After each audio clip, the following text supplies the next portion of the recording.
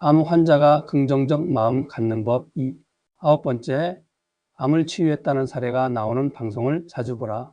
병원 치료의 가장 부정적인 면은 산소를 차단하는 치료로 인해 정상 세포마저도 해롭게 만든다는 것도 있지만, 치료 과정에서 환자들이 죽어나가는 모습을 보는 것 또한 암 환자에게 매우 나쁜 영향을 준다.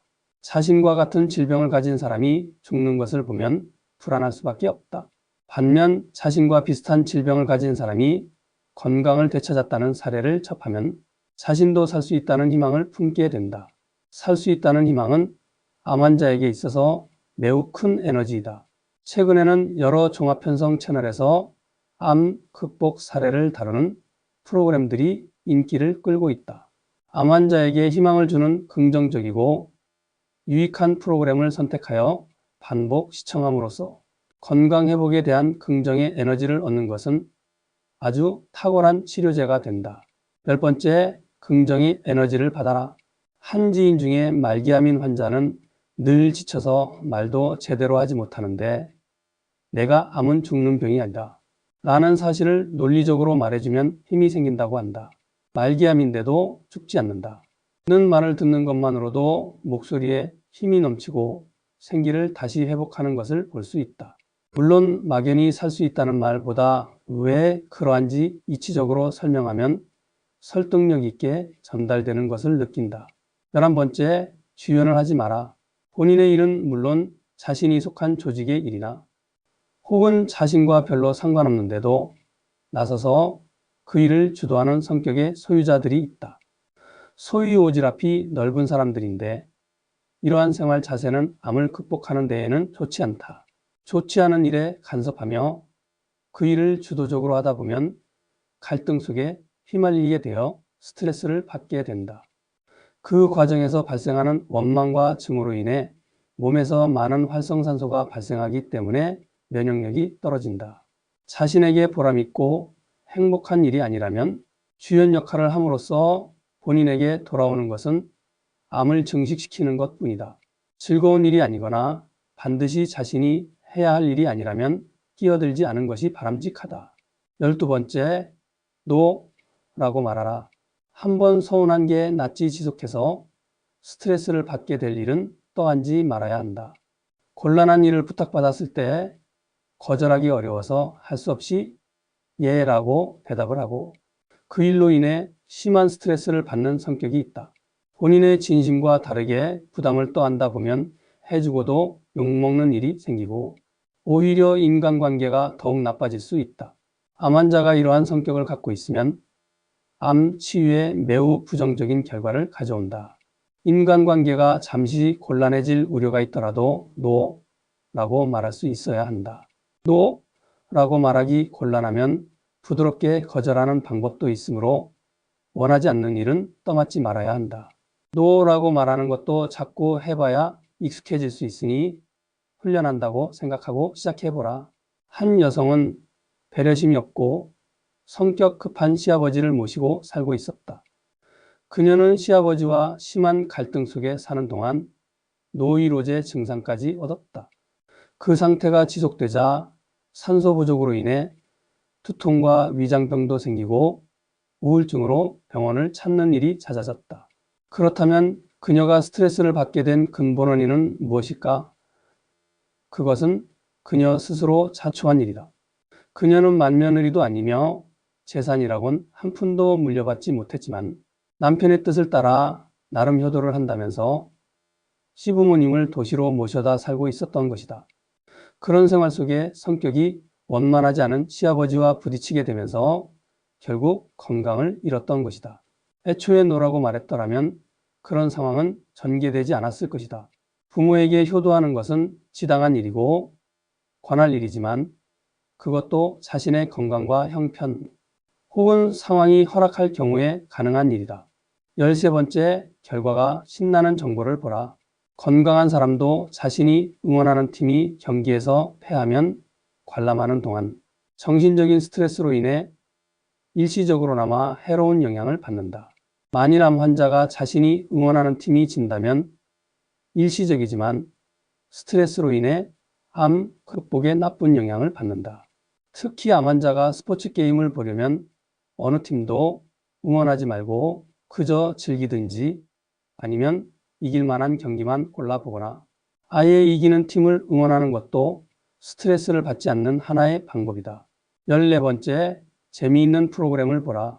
방송 채널마다 매주 코믹 프로그램들이 다양하게 진행된다. 종합편성 채널에는 가볍고 재미있는 프로그램들이 넘쳐난다. 그저 이해관계 없이 즐기면서 보면 웃음이 절로 나온다. 유쾌한 프로그램들을 즐기는 동안 암은 스스로 물러가는 것이다. 15번째, 즉답을 피하고 말미를 두어라. 타인의 부탁에 생각 없이 즉석에서 대답하는 성격이라면 선뜻 그렇게 하겠다.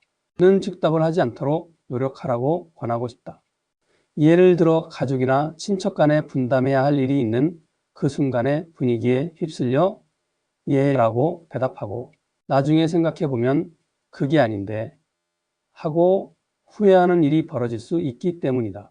경제적, 시간적, 정신적 형편이 안 되면 그로 인해 스트레스를 받게 되고 설사 능력이 된다고 해도 왜 나만 이 일을 맡아서 고생하지? 라는 생각으로 스트레스를 받을 수 있다. 그런 성격의 소유자는 상대방과의 약속을 쉽게 취소하지도 못한다.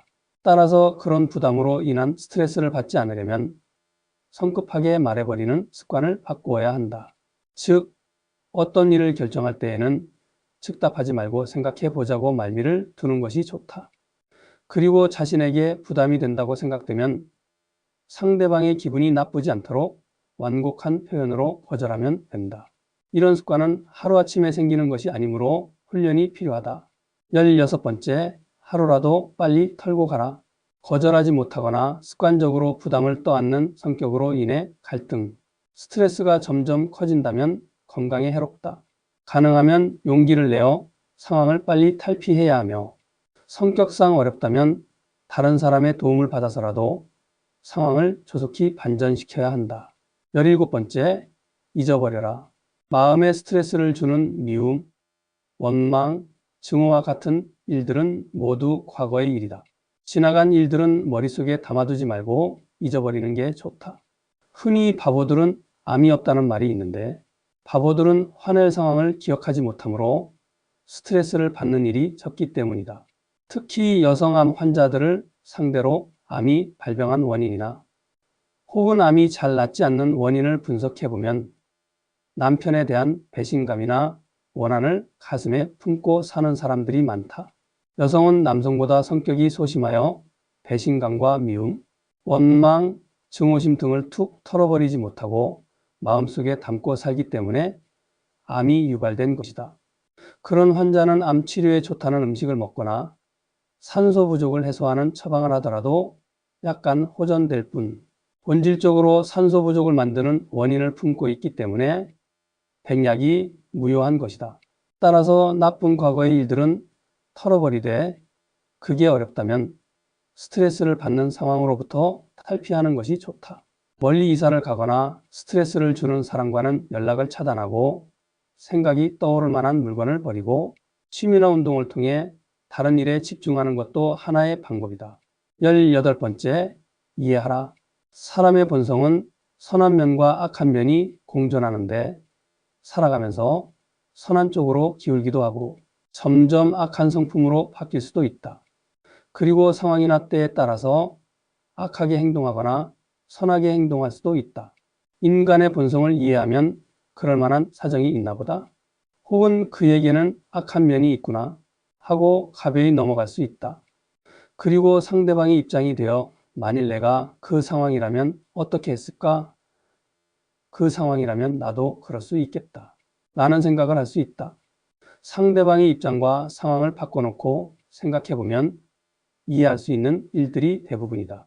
그래도 이해가 안 된다면 그 사람은 그런 사람이로구나 하고 그 자체를 인정하라. 그렇게 한다면 마음의 괴로움이나 스트레스로부터 벗어나는 데 도움이 된다. 19번째, 용서하라. 인생을 살다 보면 스트레스, 증오, 미움, 원망 등을 갖게 되는 일들이 누구에게나 다가온다. 자신의 재산을 갈취하거나 가족을 죽인 사람이 있다면 과연 용서할 수 있을까?